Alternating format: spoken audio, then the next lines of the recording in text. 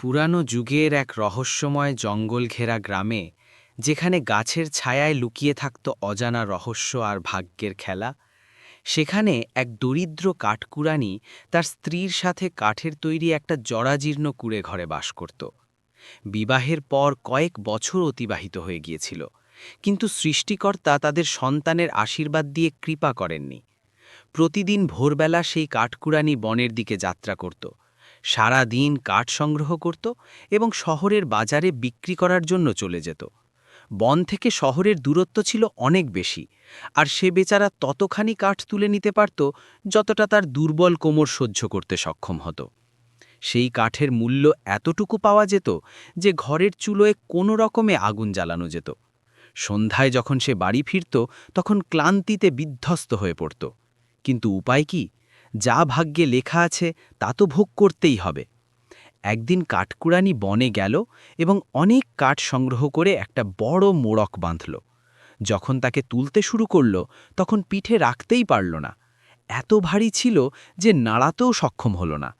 বাধ্য হয়ে তাকে সেখানে রেখে চারদিকে অনুসন্ধান করতে লাগল, যে হয়তো কাউকে পাওয়া যাবে যে সহায়তা করবে। কিন্তু খালি বনে কাউকে কোথায় খুঁজে পাওয়া যাবে?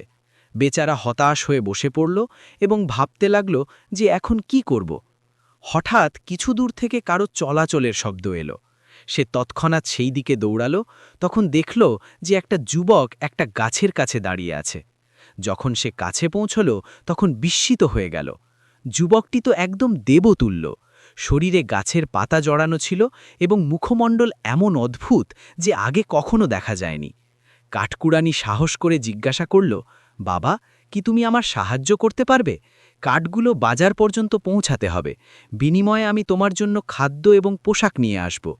যুবকটি মাথা নেড়ে সম্মতি জানালো। কাঠকুড়ানি তাকে নিজের বাড়িতে নিয়ে এলো। যেই স্ত্রী যুবকটিকে দেখল, তখন চিৎকার করে উঠল, আরে ঈশ্বরের কসম, এই অপরিচ্ছন্ন যুবক কোথা থেকে তুলে এনেছ?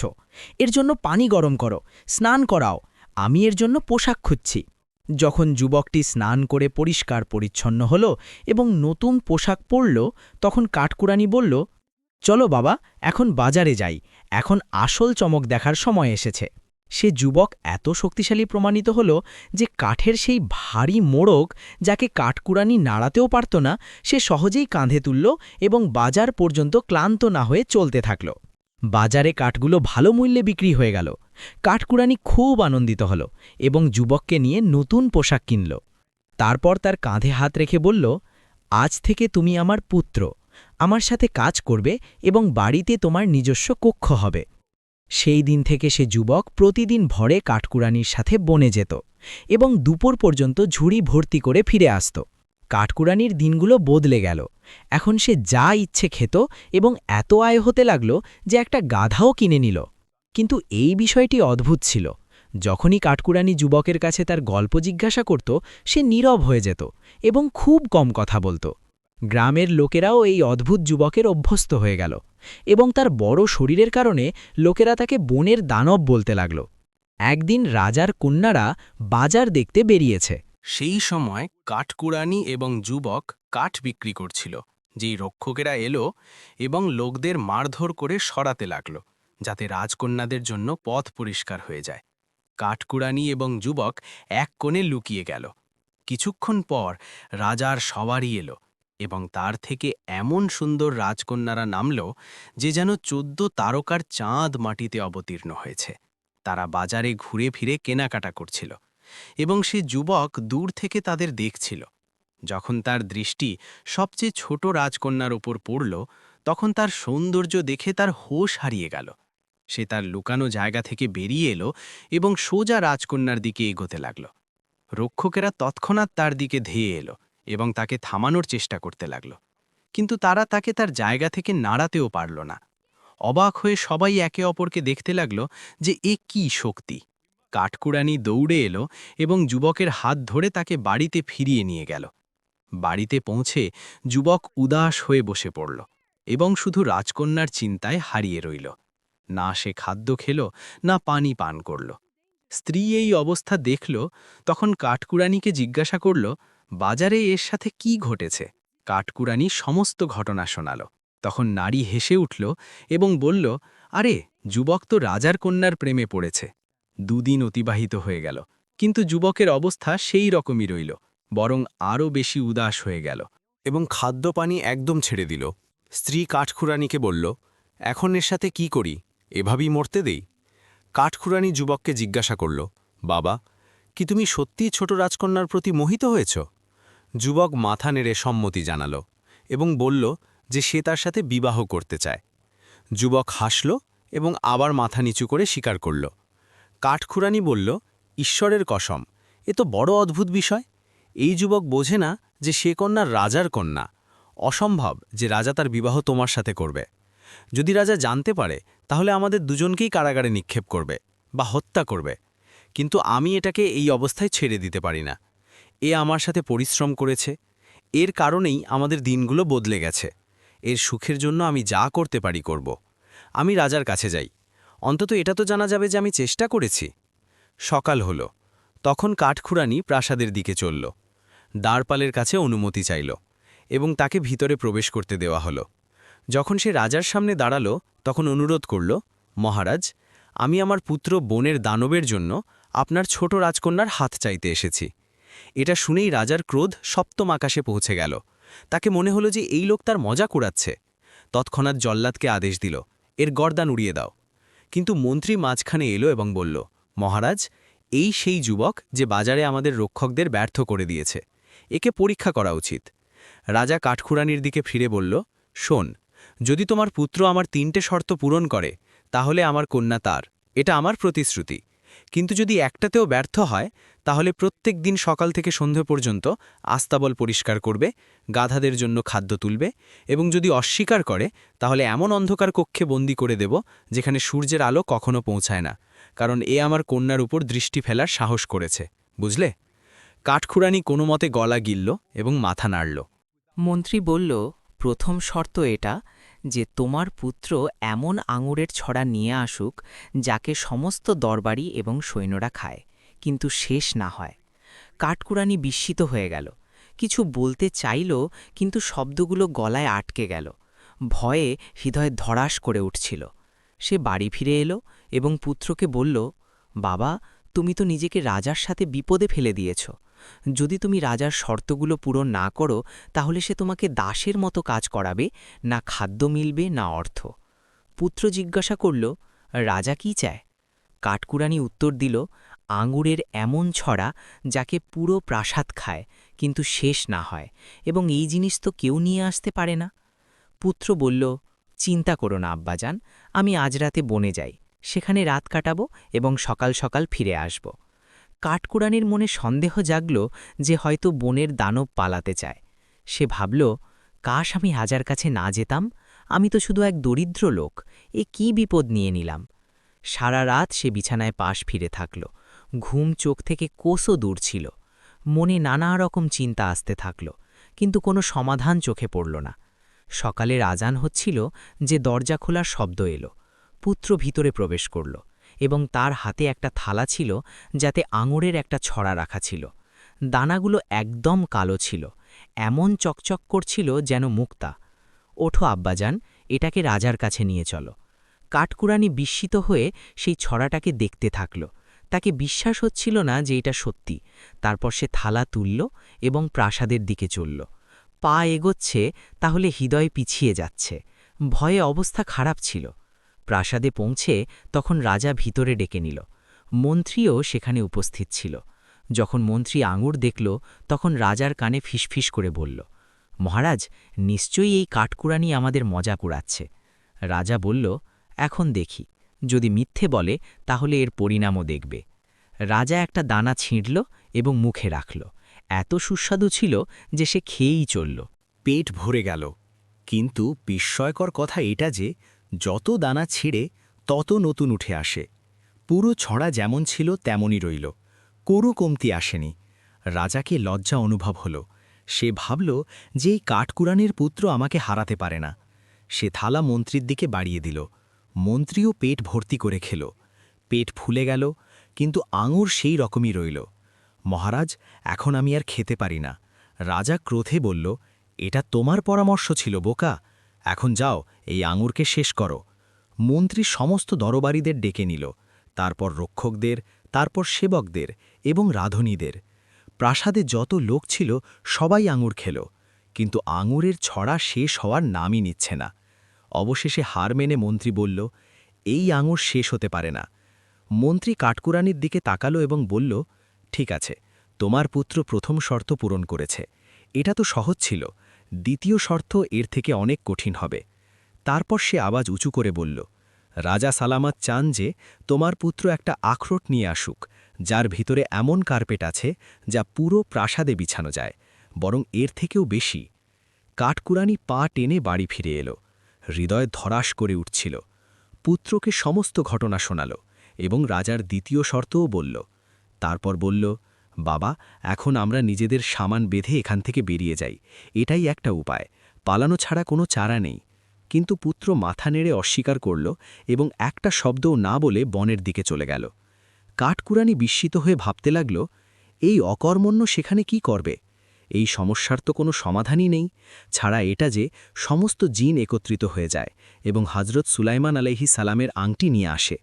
সকাল হল, তখন পুত্র ফিরে এলো এবং সাথে একটা আখরোট ছিল।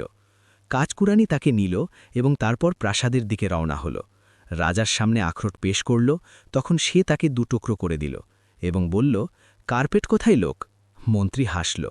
এখন তো বনের দানবের হার হয়ে গেল, কাল থেকে দাসের মতো কাজ করবে। কিন্তু কাঠকুড়ানি আখরোট থেকে উলের একটা সুতো বার করল এবং টানতে লাগল। সুতো বেরোতে থাকল, জড়াতে থাকল এবং তারপর লাল রঙের একটা সুন্দর কার্পেট তৈরি হয়ে গেল। পুরো সিংহাসন কক্ষ ঢেকে গেল। তারপর সুতো প্রাসাদের অন্য অংশে যেতে লাগল। যেখানে যায় সেখানে কার্পেট বিছিয়ে যায়। এই ধারাবাহিকতা চলতে থাকল। পুরো প্রাসাদ কার্পেটে ভরে গেল, কিন্তু সুতো থামার নামই নিচ্ছে না। রাজার হোশ উড়ে গেল। মন্ত্রীকে ডেকে দাঁত কড়মড় করে বলল, বলে কি, তুমি কোনো কাজের নও। এখন এমন শর্ত দাও যা অসম্ভব, নইলে তোমার গর্দান উড়িয়ে দেব, বুঝলে? আমার কন্যা তার সাথে বিবাহ করবে না, কোনো দরিদ্র লোক তার সাথে বিবাহ করবে না, চাহে তার মর্যাদা যাই হোক। মন্ত্রী কিছুক্ষণ ভাবতে থাকল, অসুবিধাই ছিল। তারপর কাঠকুরানির দিকে ফিরে বলল, তৃতীয় শর্ত এটা, রাজা সালামত চান যে রাজকন্যার জন্য এমন একটা প্রাসাদ নির্মিত হোক যা রাজার প্রাসাদ থেকে বড় হয়, পুরো দেশের উদাহরণ না থাকে এবং সকাল হওয়ার আগে নির্মাণ সম্পূর্ণ হয়ে যায়। কাঠকুরানি বাড়িতে পৌঁছালো, হাত পা ঠান্ডা হয়ে যাচ্ছিল। পুত্রকে রাজার দাবি শোনালো এবং বলল, বাবা, এখন কোনো চারা নেই, সকালে তোমাকে প্রাসাদে গিয়ে রাজার আস্তাবল পরিষ্কার করতে হবে। পুত্র মাথা নাড়ল, কিছু বলল না। রাতে উঠল এবং রাজার প্রাসাদের কাছে গেল। সেখানে পাথর এবং কাঠ দিয়ে একটা ছোট ফ্রেম তৈরি করল এবং তারপর বন থেকে আনা একটা বালতি পানি এর উপর ঢেলে দিল। হঠাৎ অলৌকিক ঘটনা ঘটল। সেই ছোট ফ্রেমটি বাড়তে লাগল, ছড়িয়ে পড়তে লাগল। সকালের প্রথম রশ্মি বেরোলো, তখন সামনে এমন একটা চমৎকার প্রাসাদ দাঁড়িয়েছিল যা শহরের সমস্ত ভবন থেকে উঁচু ছিল। 10টা দরজা ছিল, সোনা এবং রূপার নকশা দিয়ে সজ্জিত। প্রত্যেক দেয়ালে দামি পাথর জড়ানো ছিল। এমন লাগছিল যেন স্বর্গের একটা টুকরো মাটিতে নেমে এসেছে। মন্ত্রী যখন এই দৃশ্য দেখল তখন ভয়ে কাঁপতে লাগল। নিজের গর্দান ধরে বলল, হায় আমার ভাগ্য, আজ তো জল্লাদ আমার গর্দান উড়িয়ে দেবে। ঈশ্বরের কসম, প্রথম দিন থেকে জানতাম যে এই যুবক আমাদের সবার থেকে শক্তিশালী। কিন্তু রাজা যখন প্রাসাদ দেখল তখন গভীর নিঃশ্বাস নিল এবং বলল, আমি কাঠকুরানিকে প্রতিশ্রুতি করেছিলাম এবং আমার কন্যা এখন এর পুত্রের জন্য হালাল। তারপর উঁচু আওয়াজে নিজের কন্যাকে ডাকল, শোনো, কাঠকুরানির পুত্র তোমার হাত চেয়েছে এবং আমি মেনে নিয়েছি। বনের দানব প্রাসাদে এলো। যখন রাজকন্যা তাকে দেখল তখন তার হৃদয় ধরাস করে উঠল। যুবক খুব বড় এবং ভারী ছিল, অদ্ভুত মুখমণ্ডল ছিল, পা এত বড় যে দেখলে ভয় পায়। রাজকন্যা কাঁদতে লাগল, নিজের ভাগ্যকে ধিক্কার দিতে লাগল। পিতা বোঝাল, কন্যা, আমি একে প্রতিশ্রুতি দিয়েছিলাম এবং আমি নিজের প্রতিশ্রুতি থেকে পিছিয়ে যেতে পারি না, কিন্তু তুমি বিবাহ স্বীকার করে নাও। 7 দিন পর আমি তোমাকে এর থেকে ছাড়িয়ে নেব। রাজকন্যা চোখের পানি মুছে বলল, জানি না এই 7 দিন কিভাবে কাটবে। সন্ধ্যায় এক বৃদ্ধ এলো এবং নিকাহ পড়িয়ে দিল। যুবক রাজকন্যাকে গাড়িতে বসিয়ে কাঠকুরানির বাড়িতে নিয়ে এলো। যখন রাজকন্যা বাড়িতে প্রবেশ করল তখন শুধু একটা পুরনো মাদুর নজরে পড়ল। এক কোণে গিয়ে বসে পড়ল, না খাদ্য খেল না পানি পান করল। এভাবেই কাঁদতে কাঁদতে ঘুমিয়ে পড়ল। মাঝরাতে হঠাৎ একটা সুন্দর আওয়াজ তাকে ডাকল। রাজকন্যা চোখ খুলল, তখন বিস্মিত হয়ে গেল। সে উট পাখির পালকওয়ালা নরম বিছানায় শুয়েছিল। উপরে রেশমের চাদর ছিল এবং তার কাছে এক যুবক বসেছিল, এত সুন্দর যেন 14 তারাকার চাঁদ। রাজকন্যা ঘাবড়ে গেল, ভাবল কোথাও স্বপ্ন তো দেখছি না। সে যুবকের হাত নাড়ল এবং চিৎকার করে জিজ্ঞাসা করল, আমি কোথায়? তুমি কে? যুবক ইশারায় তাকে চুপ করতে বলল এবং বলল, এটা আমার এবং তোমার মধ্যের রহস্য। কাউকে বলবে না, চাহে যাই হোক যাক। আমার নাম শাহিন, জিনদের রাজার পুত্র। আমার ওপর জাদু আছে। দিনে আমি দানবের চেহারায় থাকি এবং রাতে নিজের আসল চেহারায় আসি। যদি তুমি এই রহস্য কাউকে বলো, তাহলে আজকের পর আমার চেহারা কখনো দেখতে পাবে না, বুঝলে? রাজকন্যা নীরব হয়ে গেল, মনে খুশির ঢেউ দৌড়ে গেল। রহস্য মনে লুকিয়ে রাখল। এদিকে 7 দিন অতিবাহিত হয়ে গেল। তাহলে রাজা কাঠকুড়ানির বাড়িতে পৌঁছল। ভাবল যে যুবকের ওপর জাদুটোনার অভিযোগ লাগিয়ে কন্যাতে ছাড়িয়ে নেব। কিন্তু যখন ভিতরে প্রবেশ করল, তখন যা দৃশ্য দেখল তাতে বিস্মিত হয়ে গেল। কন্যা আনন্দিত ছিল, হাসছিল, চুলোয় খাদ্য রান্না করছিল। যখন পিতাকে দেখল, তখন দৌড়ে এলো এবং বলল, আব্বাজান, আমাদের সাথে খাদ্য খান। এখানে সবাই আমাকে অনেক ভালোবাসে, খুব ভালো লোক। আমাকে এদের থেকে শুধু ভালোই পেয়েছি। রাজা বিস্মিত হয়ে বলল, কি তুমি সত্যিই এখানে থাকতে চাও? রাজকন্যা উত্তর দিল, জি হ্যাঁ আব্বাজান, ভাবিনি যে এই কুঁড়েঘরে জীবন এত সুন্দর হতে পারে। রাজা বিস্মিত ও অসুস্থ ফিরে গেল, কিন্তু মনে কিছু সন্দেহ অবশ্যই রইল। এভাবে মাস অতিবাহিত হতে থাকল এবং রাজকন্যা রহস্য নিজের মনে নিরাপদ রাখল। দিনে শাহিন দানবের চেহারায় থাকত এবং রাতে নিজের আসল সুন্দর চেহারায় আসত। দুজনের জীবন আনন্দে ভরে গেল। একদিন হঠাৎ শত্রুরা আক্রমণ করল। সীমান্তে তীব্র যুদ্ধ শুরু হয়ে গেল। সমস্ত পুরুষ এবং সৈন্যরা যুদ্ধের জন্য বেরিয়ে পড়ল। অন্য রাজকন্যাদের স্বামীদের মতো বনের দানবও প্রস্তুত হয়ে গেল। সে সৈন্যের পোশাক পরল, খাকি রঙের চমৎকার পোশাক, মুখে নকাব ঢাকল, ধনুক এবং তলোয়ার তুলল এবং স্ত্রীকে বলল, আমার সম্পর্কে কাউকে কিছু বলো না। এবং সে বাকি সৈন্যদের সাথে যুদ্ধক্ষেত্রের দিকে রওনা হয়ে গেল। সন্ধ্যায় যখন নারীরা জমা হতো, তাহলে নিজেদের স্বামীদের বীরত্বের কাহিনী শোনাতো একে অপরকে, বাড়িয়ে চড়িয়ে। রাজকন্যা চুপ করে বসে শুনতে থাকত, কিছু বলতে পারত না।